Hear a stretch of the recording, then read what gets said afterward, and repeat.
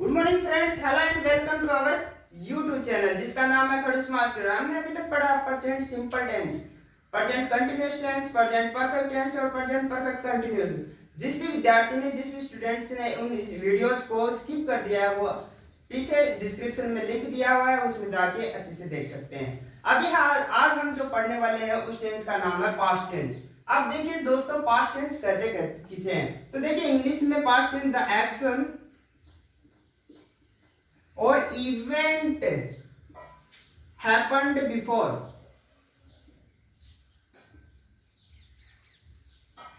जो कार्य है या घटनाएं हैं वो जो पहले घटित हो चुकी है उस संदर्भ में इस टेंस का प्रयोग किया जाता है। अगर हिंदी में सही तरीके से समझाए तो पहले बीते हुए समय में इस टेंस का प्रयोग किया जाता है। अब देखिए आज पास्ट टेंस का पहला भाग पढ़ेंगे जिसका नाम है पास्ट इंडेफिनिट और पास्ट सिंपल टेंस, जिसको हिंदी में कहते हैं साधारण भूतकाल या अनिश्चित भूतकाल। देखिए इंडेफिनिट का मतलब होता है अनिश्चित। इंडेफिनिट का मतलब होता है अनिश्चित। अनिश्चित मतलब अनिर्धारित समय।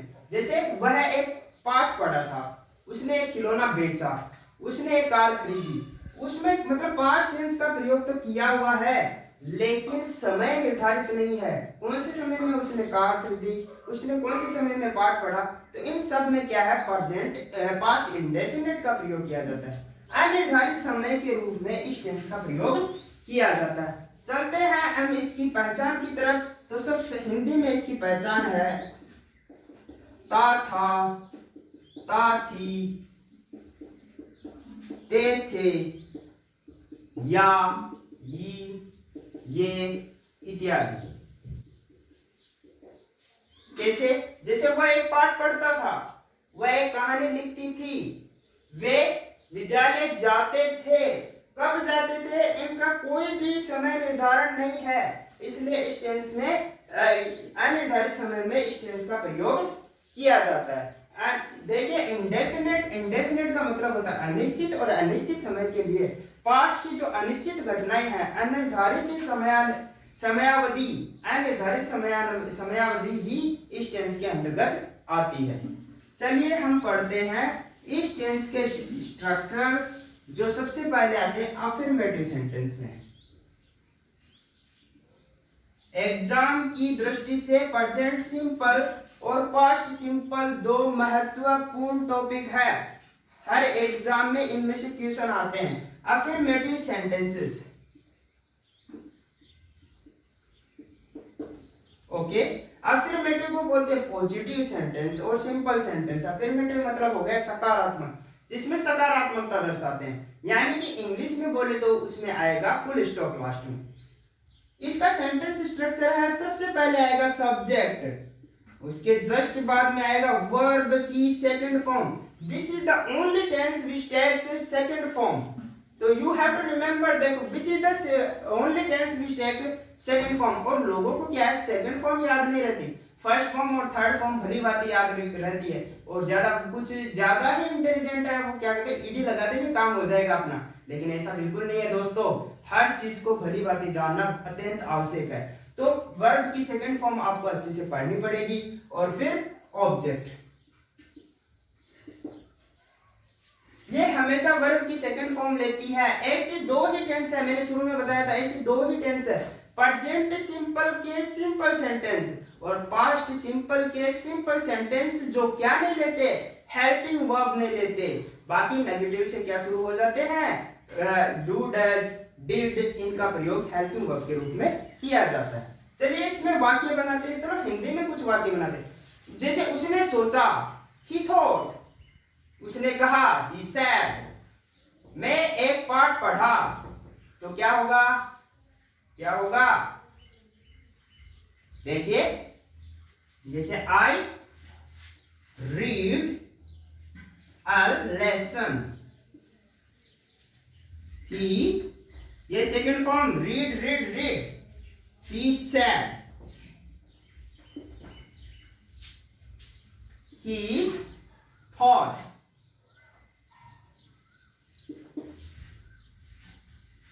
दे वेंट टू मुंबई।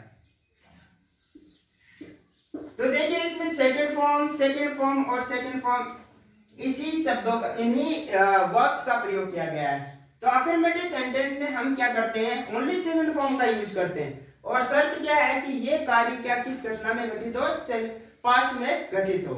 चलिए अगला सेंटेंस पढ़ते हैं। अगला सेंटेंस देखिए, दूसरा सेंटेंस है इसमें नेगेटिव सेंटेंस।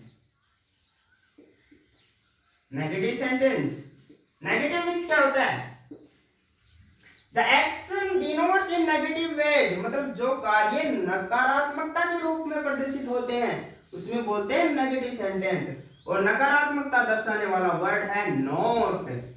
और नोट एक ऐसा गुरु है जो साथ वाली क्रिया को भी बदल देता है। मतलब सेंटेंस स्ट्रक्चर पे आपको ये सब समझ में आ जाएगा।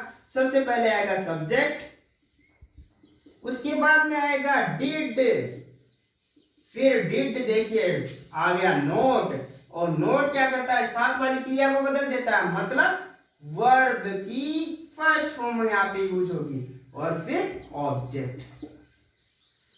वर्ब की फर्स्ट फॉर्म पास्ट सिंपल है। वर्ब की फर्स्ट फॉर्म क्यों यूज कर रहे हैं, तो इसका सिंपल सा कारण है क्योंकि ये क्या है, सेकेंड फॉर्म ऑलरेडी है। और नोट ऐसा है, दो सेंटेंस में ऐसे आता है कि उनकी वर्ब को भी चेंज कर देता है। मतलब नोट जहां आएगा वहां हेल्पिंग वर्ब कंपलसरी है, मतलब आएगी ही आएगी। देखिए सेकंड फॉर्म कैसे है, तो देखिए आप ये याद कर लेना, डू, डिड और done. Do first form, second form और थर्ड फॉर्म। चलिए वाक्य बनाते हैं। तो एक सेंटेंस है अपना, जैसे उसने एक कहानी नहीं लिखी, she did not write a story. उसने कहानी नहीं लिखी, मतलब डिड के साथ क्या आया, नोट, और यहां पे क्या आ गई, वर्ब की फर्स्ट फॉर्म। और प्रेजेंट सिंपल के नेगेटिव सेंटेंस में भी यही हुआ था दोस्तों। डू और डच के साथ क्या आई थी, वर्ब की फर्स्ट फॉर्म आई थी। जैसे दूसरा वाक्य है, my father did not scolded me. Scold means क्या होता है, डांटना। मेरे पिताजी ने मुझे नहीं डांटा। ये तो हो नहीं सकता पिताजी ने डांटे, लेकिन हमने वाक्य बनाया है। Radha did not sing a song. Radha ने क्या नहीं गाया, एक गाना नहीं गाया। यहाँ पे सिंगुलर और प्लूरल वाला झंझट नहीं है, बिल्कुल डिड के साथ जो भी है, सिंगुलर है या प्लूरल है, डिड आपको चिपकाना है बस। अगला सेंटेंस है, अगला सेंटेंस कौन सा है दोस्तों, अगला सेंटेंस है interrogative sentence. Interrogative sentence, interrogative sentence को बोलते हैं प्रश्नवाचक वाक्य। और हमें क्या मिलेगा, इन वाक्यों में क्वेश्चन मार्क मिलेगा। इंटरोगेटिव सेंटेंस दो टाइप्स के होते हैं, कौन से, हेल्पिंग वर्ब से शुरू होने वाले, और दूसरा है WH वर्ड से शुरू होने वाला। तो सबसे पहले पढ़ेंगे हम हेल्पिंग वर्ब से शुरू होने वाला, हेल्पिंग वर्ब। और हमारी हेल्पिंग वर्ब कौन सी है, डिड। और डिड के साथ क्या आएगा, सब्जेक्ट, और उसके जस्ट बाद में क्या आ जाएगा, वर्ब की फर्स्ट फॉर्म, ऑब्जेक्ट, और लास्ट में क्या आता है दोस्तों, क्वेश्चन मार्क। और इस टेंस का हम ज्यादातर प्रयोग करते हैं, जैसे do you, sorry, did you play cricket,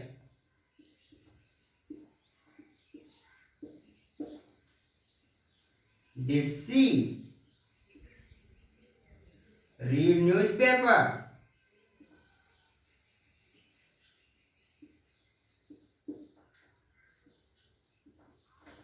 did I teach you English,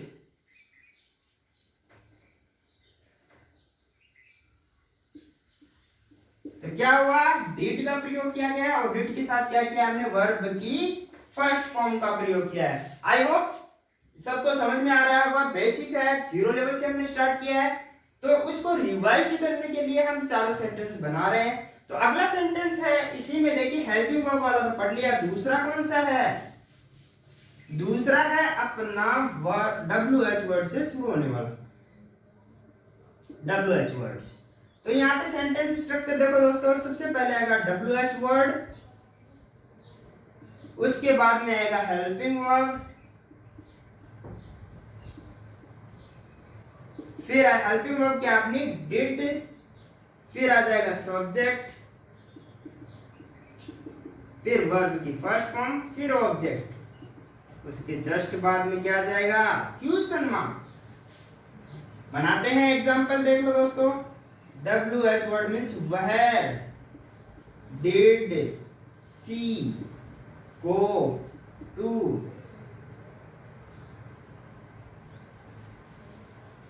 find, there, their job। एक है who did this work,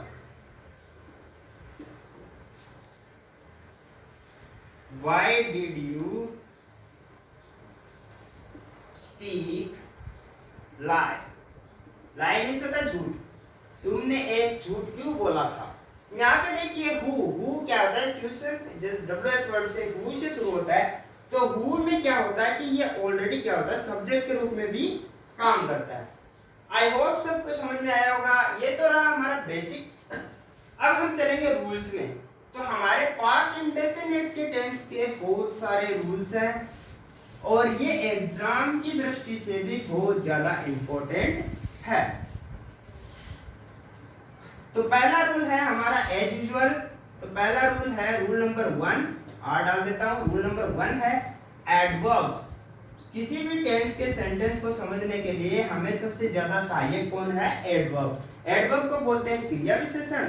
तो यहाँ पे लिखते हैं, देखिए सबसे इंपॉर्टेंट है लास्ट। लास्ट के साथ आ जाएगा day, year, last year, last month, last hour. उसी ऐसी के जैसे प्रीवियस। प्रीवियस मीन्स भी होता है पहले का, previous day, previous month, previous year और previous hour. Olden, ago, before. इनके साथ कोई भी पास्ट टाइम, जैसे 2020 बीत चुका है, 2020, 2019, 2014 मीन्स इनके साथ, नॉट फॉर सिंस और फॉर, इनके साथ। एंशिएंट,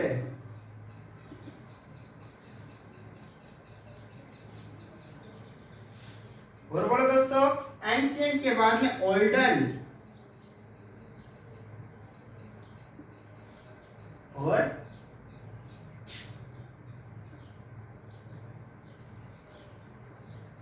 अगो, बिफोर, ओल्डन, इनके साथ past time, once upon a time होता है ना, one day,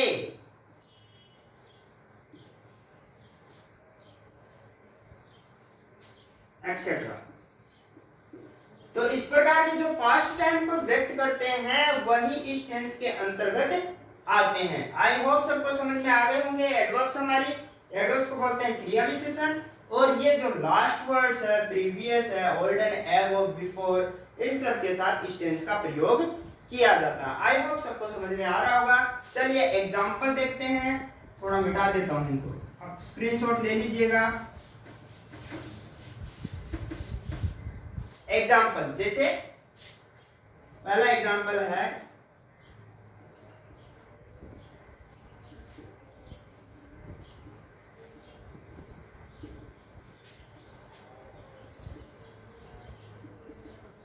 He lost his watch last year. They went to Mumbai yesterday. yesterday भी ऐड कर लेना दोस्तों. yesterday एडवर्ब में है, ये ऐड कर लेना. yesterday मीन्स होता है बीता हुआ कल. तो they went to Mumbai yesterday. क्या रहा है दोस्तों? वर्ब की second form. Why we are using verb की सेकंड फॉर्म?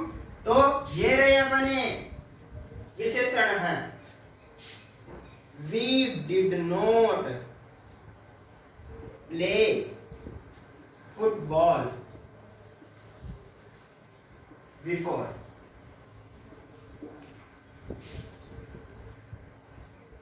तो ये रहे एग्जाम्पल. एडवर्ब के साथ आई होप सबको समझ में आए होंगे. हमें क्या कैच करना है? एडवर्ब स्केच करने हैं. एडवर्ब स्केच करने पर हम क्या करेंगे? वर्ब की सेकंड फॉर्म. और नेगेटिव सेंटेंस में क्या करेंगे? डिड प्लस वर्ब की फर्स्ट फॉर्म. चलते हैं दूसरे रूल की तरफ. नियम नंबर 2. अब देखिए प्रेजेंट सिंपल में हमने पढ़ा था प्रेजेंट हैबिट्स जो हम करते आ रहे हैं. इसमें पढ़ते हैं हम पास्ट हैबिट्स के बारे में. तो दूसरा रूल है हमारा रूल नंबर 2. इसमें यूज करेंगे पास्ट हैबिट्स या पास्ट एक्शंस.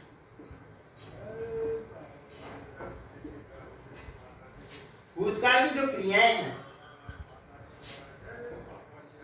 एग्जाम्पल देखिए. अब देखिए पास्ट एक्शंस को कौन कौन से और 2 वर्ड दोहराते हैं वो मैं आपको बताऊंगा. जैसे he worked hard 2 days ago.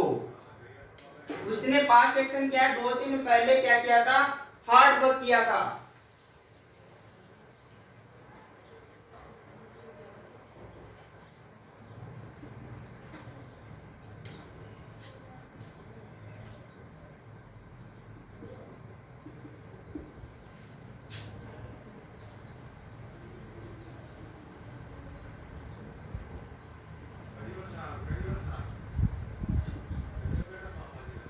तो पास्ट एक्शंस के साथ किसका प्रयोग करते हैं? पास्ट इंडेफिनिट टेंस का प्रयोग करते हैं.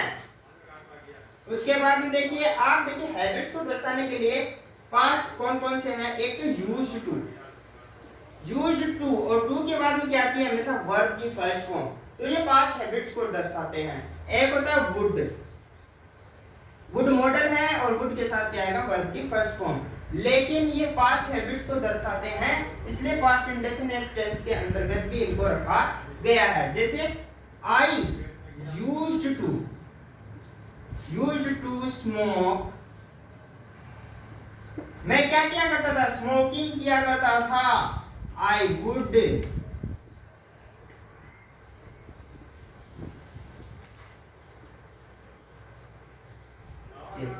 तो ये रहा पास्ट इंडेफिनिट टेंस के रूल नंबर 2 जिसमें पास्ट हैबिट्स है, पास्ट एक्शंस है और उसके साथ used two plus would plus verb की फर्स्ट फॉर्म का प्रयोग किया जाता है. अब चलते हैं दोस्तों रूल नंबर 3 की तरफ. रूल नंबर 3 है अपना कंडीशनल सेंटेंस. रूल नंबर 3 है conditional sentence.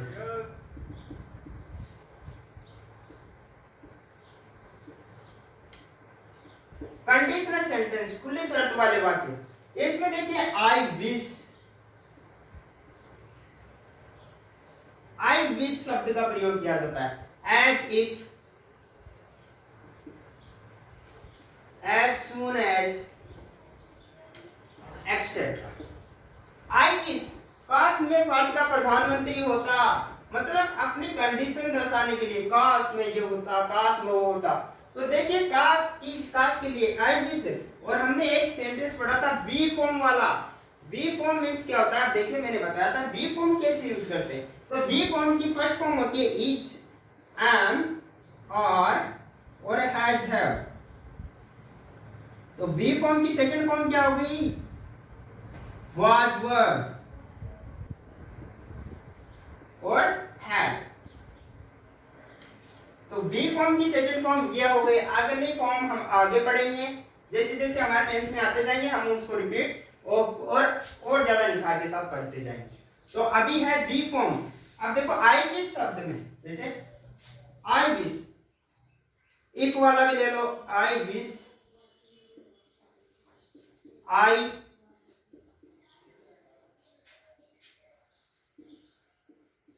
Minister of India. काश में क्या होता, भारत का प्रधानमंत्री होता।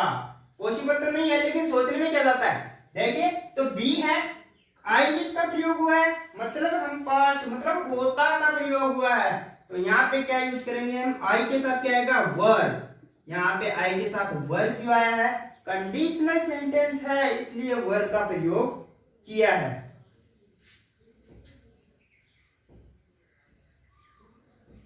If you were a good reader,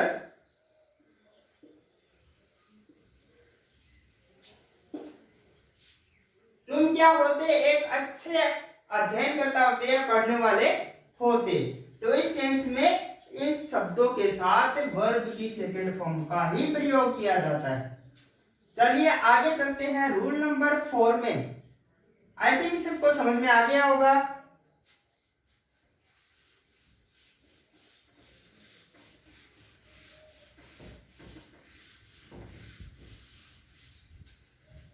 rule number 4 हम चलो एक जैसे सूत्र होते हैं ना उसके हिसाब से चलते हैं। देखिए रूल नंबर 4 है, ये वाक्य जुड़े होंगे एंड से, कनेक्टेड विद व्हाट, एंड। दो एक्शन एक साथ होगी। अगर यहाँ पे पास्ट सिंपल है, पास्ट सिंपल मीन्स क्या हो गया, वर्ब की सेकंड फॉर्म है, दो क्रियाएं एक साथ घटित हो रही है। जैसे driver pushed the brake and what happened, train has stopped और बस हैज स्टॉप्ड। मतलब दो क्रियाएं एक साथ हो रही हैं, उसने ब्रेक खींचा और साथ में क्या हुई, बस रुक गई। तो अगर एंड से जो कोई वाक्य जुड़ा हो और क्या हो, एक भाग में पास्ट सिंपल टेंस है, तो हम दूसरे पार्ट में भी क्या करेंगे दोस्तों, पास्ट सिंपल टेंस का ही प्रयोग करेंगे। और पास्ट सिंपल टेंस में क्या आता है, वर्ब की सेकंड फॉर्म। आई थिंक ये फॉर्मूला सबको समझ में आया होगा। एग्जाम्पल लेते हैं, एंड और एज भी ले लो। चलो एज भी, जैसे ही the driver pushed brake and train stop. अब देखो हमें क्या चाहिए, पहले तो हमें मिल गया एंड, दो क्लॉज है इसमें, और इसमें क्या आ गया, वर्ब की सेकंड फॉर्म। तो हमें हमारे फॉर्मूले के अनुसार क्या करना होगा, वर्ब की सेकंड फॉर्म करनी पड़ेगी। और सेकंड फॉर्म क्या होती है दोस्तों, स्टॉप। जैसे as I entered, as I entered in room, I असने, जैसे ही मैंने क्या किया, कमरे में प्रवेश किया, तो मैंने क्या देखा, दो मतलब कमरा खोलता है, मुझे क्या दिखाई दिया, सांप दिखाई दिया। तो यहां पे क्या आ जाएगा, सांप। इफ आई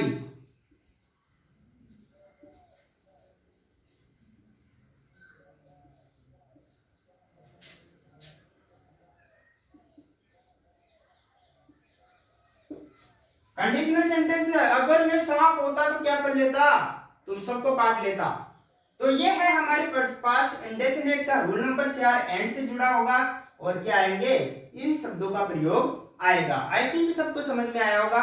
चलते हैं रूल नंबर 5 की तरफ।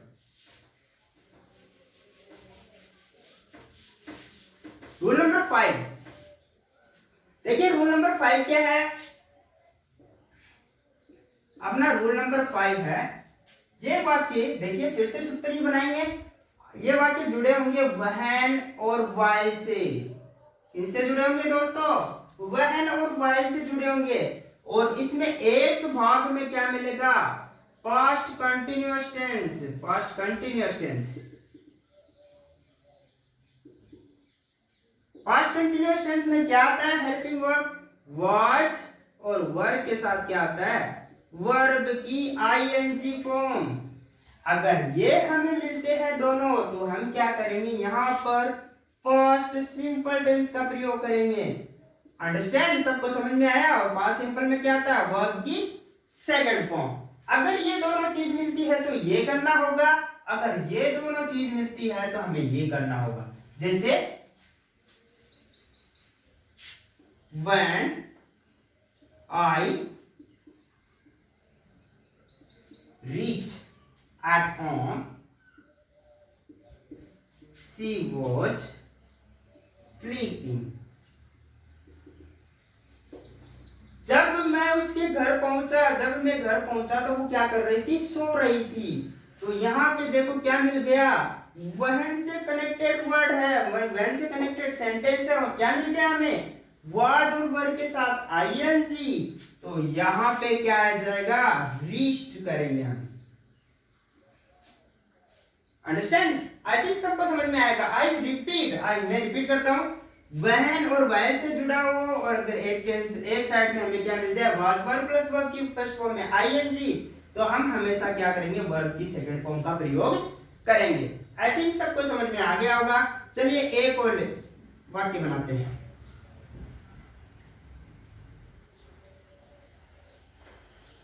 I was cooking food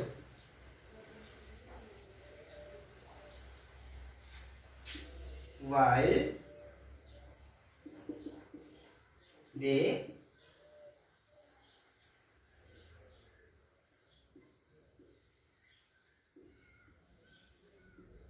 जब वो पुस्तक पढ़ रहे थे तो मैं क्या कर रहा था, भोजन पका रहा था। तो यहाँ पे रीड की सेकंड फॉर्म क्या आ जाएगी, रीड। और हमें कैसे पता चलेगा, वाइल से जुड़ा हुआ है और क्या आएगा, वाज वर्ब के साथ आईएनजी का प्रयोग किया हुआ है, तो हम इस टेंस का प्रयोग करेंगे।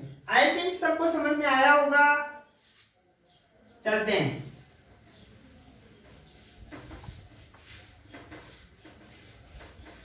रूल नंबर 6 की तरफ चलते हैं दोस्तों। रूल नंबर 6 है, ये वाक्य जुड़े हुए होंगे किससे, ये सूत्र बना रहे हैं हमें फिर से, बिफोर और आफ्टर से जुड़े होंगे। और अगर इसके एक भाग में हमें मिल जाता है present, sorry past perfect tense. Past perfect में क्या आता है, हैड प्लस वर्ब की थर्ड फॉर्म। अगर एक भाग बिफोर या आफ्टर से जो वाक्य जुड़े होंगे उनके एक भाग में डबल क्लॉज के वाक्य होंगे, एक भाग में हमें क्या मिलेगा, हेड प्लस वर्ब की थर्ड फॉर्म। तो यहाँ पे हम क्या करेंगे, वर्ब की सेकंड फॉर्म और पास्ट इंडेफिनिट टेंस। समझ में आया दोस्तों, सेम रूल है। जैसे the train had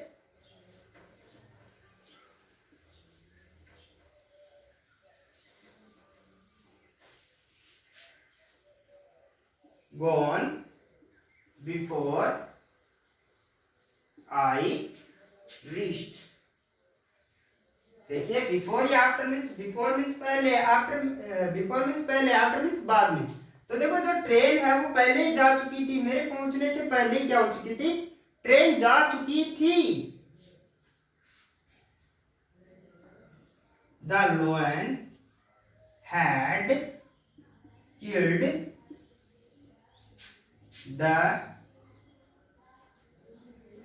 the boy before the rescue team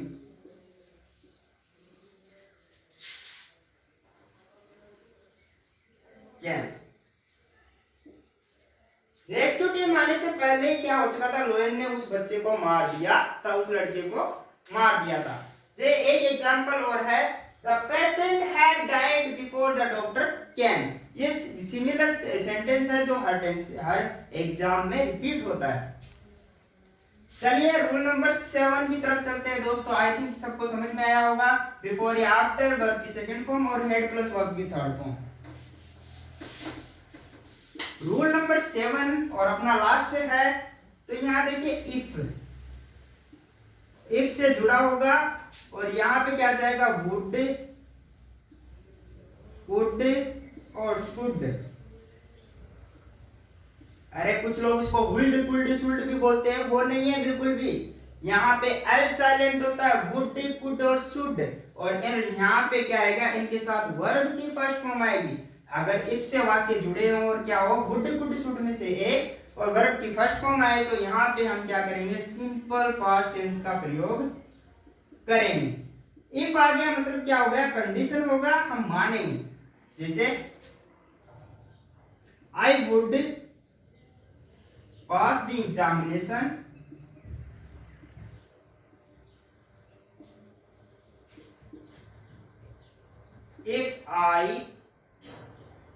if I worked hard। अगर मैं कठिन परिश्रम करूंगा तो क्या कर दूंगा, एग्जामिनेशन पास कर दूंगा। कंडीशन है और क्या आ गया, वुड। यहाँ पे क्या आ गया, वुड प्लस वर्ब की फर्स्ट फॉर्म और क्या मिल गया हमें, इफ। तो हम क्या करेंगे, इस साइड में वर्ब की सेकंड फॉर्म करेंगे। आई होप सबको ये हमारे जो फॉर्मूलाज है सबको समझ में आए होंगे। और यहाँ पे हमारी पास्ट इंडेफिनिट के रूल्स, एडजेक्टिव और बेसिक फॉर्मूलाज समाप्त होते हैं। अब हम करते हैं प्रेजेंट इंडेफिनिट और पास्ट इंडेफिनिट में कंपैरिजन। तो देखिए कैसे होता है प्रेजेंट इंडेफिनिट और पास्ट इंडेफिनिट।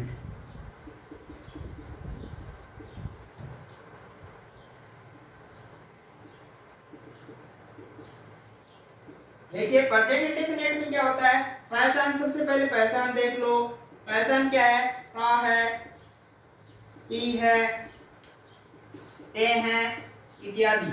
और यहाँ पे पास्ट इंडेफिनिट में अभी हमने पढ़ा है दोस्तों क्या, ता था, टी थी, ते थे इत्यादि। ये तो नहीं पहचान। और यहाँ पे हेल्पिंग वर्ब क्या करते हैं, यहाँ पे वर्ब की कौन सी फॉर्म आती है, वर्ब की फर्स्ट फॉर्म आती है, या वर्ब की फर्स्ट फॉर्म में क्या आता है, एस या ईएस। और यहाँ पे क्या आती है, ओनली ऑन वर्ब की सेकंड फॉर्म।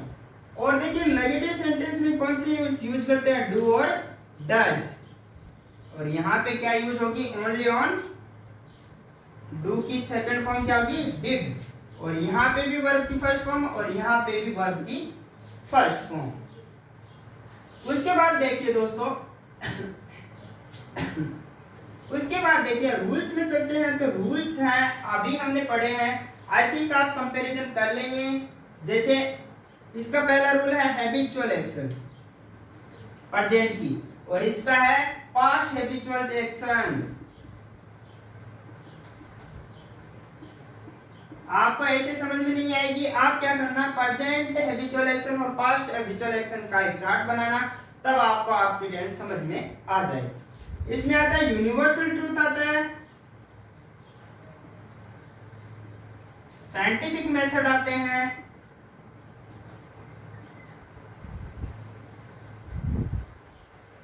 एक्सेट्रा, बहुत से रूल है। और इसमें क्या आता है, ओनली मनोकामना व्यक्त करने वाले वाक्य, conditional sentence, I wish, I would say शुरू होने वाले। और हमारे जो कंडीशनल सेंटेंस है आप उनको पूरी तरीके से पढ़ना। अब चलते हैं इनके एडवर्ब्स की तरफ। कंपैरिजन करेंगे तो पूरा ही करेंगे दोस्तों। कंपैरिजन एडवर्ब देखो यहाँ पे ऑलवेज, डेली, रेगुलरली,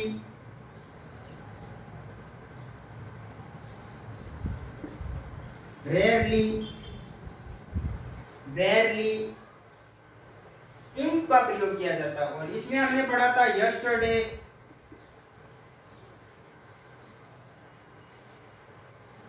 लास्ट के साथ वर्ड्स, एगो, बिफोर, इन सब का प्रयोग किया जाता है।